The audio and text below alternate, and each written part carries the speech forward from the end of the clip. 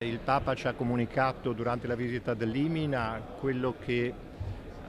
Venezia, ecco, il Patriarca sapeva da qualche tempo, però l'ha voluto dire in modo ufficiale. Io spero che ci sia un coinvolgimento di tutte le diocesi, ho già invitato i vescovi. È prematuro forse parlare di alcune